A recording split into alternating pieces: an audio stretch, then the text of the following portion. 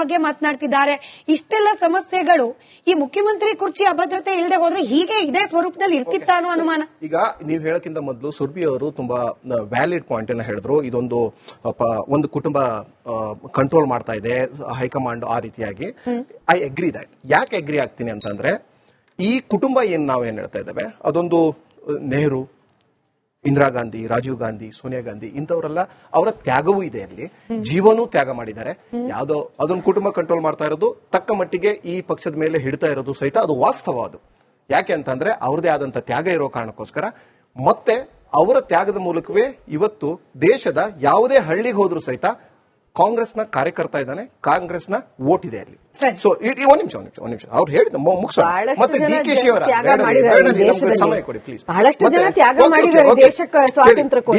D K she ಅವರಿಗೆ ಯಾವುದೋ assignment ಕೊಟ್ರು ಅಂತ. ಡಿ ಕೆ ಶಿ ಅವರು ಇಂಥ ಅಸೈನ್ಮೆಂಟ್ ತಗೊಳ್ತಾ ಇರೋದು ಇದೇನು ಹೊಸ್ತಲ್ಲ. ಡಿ ಕೆ ಶಿ ಒಂದು ಪಕ್ಷದ ಶಿಸ್ತಿನ ಸಿಪಾಯಿ. ಅವರು ಡೆಲ್ಲಿಗೂ ಹೋಗ್ತಾರೆ, ಕೇರಳಕ್ಕೂ ಹೋಗ್ತಾರೆ, ಮಂಗಳೂರಿಗೂ ಹೋಗ್ತಾರೆ, ಕರ್ನಾಟಕದಲ್ಲೂ ಆರ್ಗನೈಸ್ ಮಾಡ್ತಾರೆ. That's the reason he is a D K she. That's the reason still he is a KPCC president.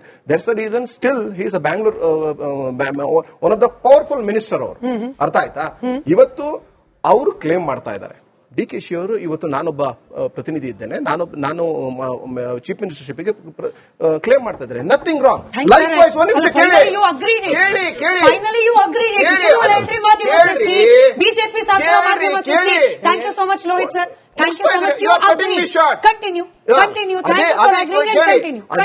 ಅದೇ ರೀತಿ he is powerful, he is visible. That's the reason ಅವ್ರ ಬಗ್ಗೆ ನಾವು ಜಾಸ್ತಿ ಚರ್ಚೆ ಮಾಡ್ತಾ ಇದ್ದೇವೆ.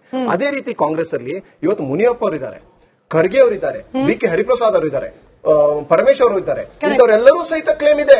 ಬಟ್ ಇದನ್ನೆಲ್ಲವನ್ನೂ ಸಹಿತ ಪಕ್ಷದ ಹಿತದೃಷ್ಟಿ, ಪಕ್ಷದ ಮುಂದಿನ ಹಿತದೃಷ್ಟಿ, ಮುಂದಿನ 10-20 ಒಂದೆರಡು ದಶಕಗಳ ಮುಂದಿನ ಹಿತದೃಷ್ಟಿಗೆ high command will take a call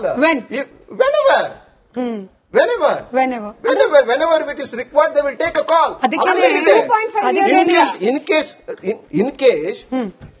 In case ಈಗ ಬದಲಾವಣೆ ಆಯ್ತು ಅಂತ ತಿಳ್ಕೊಳ್ಳಿ, what is there in that? ನಾವು ಎಂಎಲ್ಎಗಳನ್ನ ಕತ್ಕೊಂಡು ಹೋಗಿ ನಾವು ಬೇರೆ ಸರ್ಕಾರನೇ ಮಾಡಿದ್ದೇವೆ ಇಲ್ಲಿ. ನಾವು ಎಂಎಲ್ಎನೇ ಕತ್ಕೊಂಡು ಕರ್ನಾಟಕ ಎಂಎಲ್ಎಗಳನ್ನೇ ಕತ್ಕೊಂಡು ಹೋಗಿ ಬೇರೆ ಸರ್ಕಾರ ಮಾಡಿದ್ದನ್ನು ನೋಡಿ. ಇದು ಪಕ್ಷದಲ್ಲೇ ಒಂದು ನಾಯಕತ್ವ ಬದಲಾವಣೆ. Correct. Thank you. You came to the point now sir. ಆಗ್ಲಿ, ನಾವು ಬೇಡ ಅಂತ ಹೇಳ್ತಿಲ್ಲ. ಆಗೋಂಗಿದ್ರೆ ಬೇಗ ಮಾಡಿ ಮುಗಿಸ್ಬಿಡಿ. ಬೇಗ ಮಾಡಿ.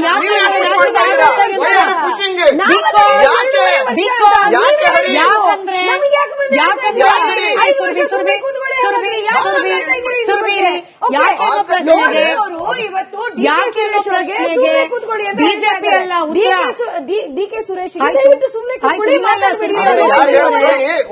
ನಾನು ಮೊದಲೇ ಹೇಳಿದೆ, ಈ ವಿಷಯ ಮಾತಾಡೋದು ಲೋಹಿತಿಂದ ಡಿ ಕೆ ಶಿವಕುಮಾರ್ ಅವರು ಕಾಂಗ್ರೆಸ್ ಒಂದು ನವೆಂಬರ್ ಕ್ರಾಂತಿ ಅಂತ ಯಾರು ಹೇಳಿದ್ದು? ಇದನ್ನು ಆಂತರಿಕ ಪ್ರಜಾಪ್ರಭುತ್ವ ಇರುವಂತಹ ಒಂದು ಪಕ್ಷ, ಅಲ್ಲಿಂದ ಚರ್ಚೆಗಳಿಗೆ ಅಗತ್ಯ ಇದೆ. ಬಿಜೆಪಿ ತರ ಒಂದು ಯಾವ್ದೋ ಸಂಘ ಕಂಟ್ರೋಲ್ ಮಾಡ್ತಾ ಇರೋದನ್ನ ಸಂಘ ಅನ್ಬೇಡಿ, ನೀವೇ ಅಕ್ಸೆಪ್ಟ್ ಮಾಡ್ಕೊಂಡಿದ್ದು ಗಾಂಧಿ ಪರಿವಾರ ನಡೆಸೋದು ಅಂತ.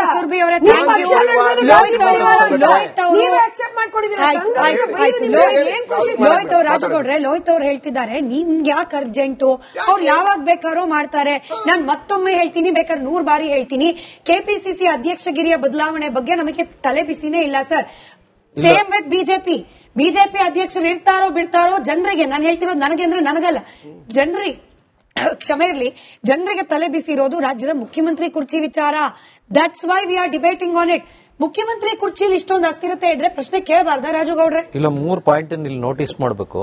ಫಸ್ಟ್, ಎಂಎಲ್ಎಗಳನ್ನ ಆ ಕಡೆಯಿಂದ ಈ ಕಡೆ ಕರ್ಕೊಂಡೋದಂತ ಕೀರ್ತಿ ಕಾಂಗ್ರೆಸ್ ಪಕ್ಷಕ್ಕೆ ಸೇರ್ಬೇಕಾದ್ದು. ಅವ್ರಿಗಿಲ್ಲ ಅಂದ್ರೆ ಇತಿಹಾಸದ ಪುಸ್ತಕನೇ ಕೊಡ್ತೀನಿ, ಓದ್ಕೊಳ್ಳಿ. ಅಂಡ್ ಎರಡನೇ ವಿಚಾರ ನಂಗೆ ಇಲ್ಲಿ ಕಾಡ್ತಾ ಇರೋದೇನು ಗೊತ್ತಾ, ಕೆಪಿಸಿಸಿ ಅಧ್ಯಕ್ಷರಾದಂತ ಡಿ ಕೆ ಶಿವಕುಮಾರ್ ಅವರು ಪಕ್ಷದ ಶಿಸ್ತಿನ ಸಿಪಾಯಿ. ಆದ್ರೆ ಶಿಸ್ತಿನ ಸಿಪಾಯಿಗೆ ಸಿಎಂ ಆಗೋ ಯೋಗ್ಯತೆ ಇಲ್ವಾ ಅನ್ನೋದು ನನ್ನನ್ನು ಕಾಡ್ತಾ ಇರುವಂತ ಪ್ರಶ್ನೆ. ನಾವು ಮಾತಾಡ್ತೀವಿ, ಯೋಗ್ಯತೆ ಇದ್ದಿದ್ರೆ ಮತ್ತೆ ಮೊದ್ಲೇ ಮಾಡ್ಬೇಕಿತ್ರಿ. ಒಕ್ಕಲಿಗ ಜನಾಂಗ ಪಾಪ ಪೆನ್ನು ಪೇಪರ್ ಕೊಡಿ ಅಂದಿದ ತಕ್ಷಣ ದಬ ಅಂತ ವೋಟ್ ಹೊತ್ಬಿಟ್ರು. ಇವತ್ತು ಒಕ್ಕಲಿಗ ಜನಾಂಗ ಕಣ್ಣು ಬಾಯಿ ಬಿಡ್ತಾ ಇದಾರೆ.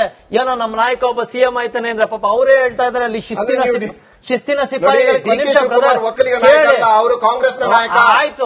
ಆಯ್ತು ಬಿಡಿ, ಅವ್ರಿಗೆ ಒಕ್ಕಲಿಗ ನಾಯಕರೇ ಅಲ್ಲ, ಕಾಂಗ್ರೆಸ್ನ ನಾಯಕ ಅವರು. ಕಾಂಗ್ರೆಸ್ ಬಂದ್ರು ಪೆನ್ನು ಪೇಪರ್ ಕೊಡಿ ಅಂತ ಒಕ್ಕಲಿಗರು ಮನೆ ಬಾಗ್ಲಿಗೆ ಯಾಕೆ ಬಂದ್ರೆ ಹೇಳಿ? ಎಲ್ಲರ ಮನೆಗೂ ಹೋಗ್ತಾರೆ. ಒಕ್ಕಲಿಗರು ಓಟ್ ಬೇಡವಾ? ನೀವು ಕಾಂಗ್ರೆಸ್ ಅವ್ರು ಹೇಳ್ತೀರಾ ಹಂಗಾರೆ ಒಕ್ಕಲಿಗರು ಓಟ್ ಬೇಡವಾ ಡಿ ಕೆ ಶಿವಕುಮಾರ್ಗಿನ ಜೀವನದಲ್ಲಿ? ಹೇಳಿ. ಯಾಕೆ ಹೇಳ್ಬೇಕು ನೋಡಿ ಪಾಪ ಕಾಂಗ್ರೆಸ್ ನಲ್ಲಿ ಒಕ್ಕಲಿಗರಿಗೆ ಬೆಲೆ ಇಲ್ಲ ಅಂತ ಅವ್ರು ಹೇಳ್ತಾ ಇದ್ದಾರೆ.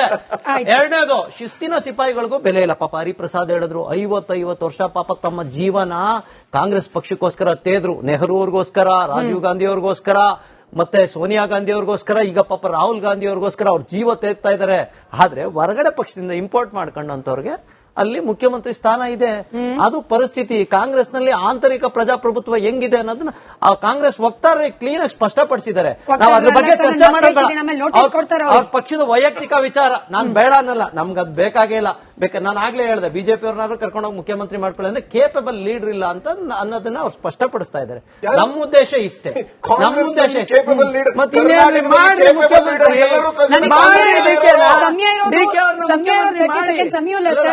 ಸಮೀಲ ಸರ್, ಕಾಂಗ್ರೆಸ್ನ ಹೈಕಮಾಂಡ್ ಟೈಮ್ ಬಾಂಬ್ ಮೇಲೆ ಏನಾದ್ರು ಕೂತಿದೆ? ಯಾಕಂದ್ರೆ ಡಿ ಕೆ ಸುರೇಶ್ ಅವರ ಹೇಳಿಕೆಯನ್ನ ಗಮನಿಸ್ತಾ ಇದ್ರೆ ತಾಳ್ಮೆ ಕೂಡ ಶಾಶ್ವತ ಅಲ್ಲ ಅಂತ ಹೇಳ್ತಿರೋದು ನೋಡಿದ್ರೆ, is it buying time and being safe or is it on the time bomb?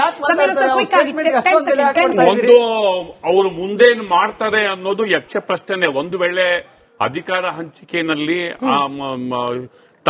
ತಾನು ಶಿಸ್ತಿನ ಸಿಪಾಯಿ ಅಂತ ಹೇಳ್ಕೊಂಡಿರುವಂತಹ ಡಿ ಕೆ ಶಿವಕುಮಾರ್ ಅವರು ಅಧಿಕಾರ ಸಿಗದೆ ಇದೇ ಪರಿಸ್ಥಿತಿಯಲ್ಲಿ ಮುಂದುವರೆದ್ರೆ ಮುಂದೇನ್ ಮಾಡ್ತಾರೆ ಅನ್ನೋದು ಇನ್ನೂ ಯಕ್ಷ ಪ್ರಶ್ನೆ. ಅದ್ರ ಬಗ್ಗೆ ನಾವು ಈಗಲೇ ಇಮ್ಯಾಜಿನೇಷನ್ ಇಂದ ನಾವಂತೂ ಮಾತಾಡೋದಕ್ಕೆ ಆಗೋದಿಲ್ಲ.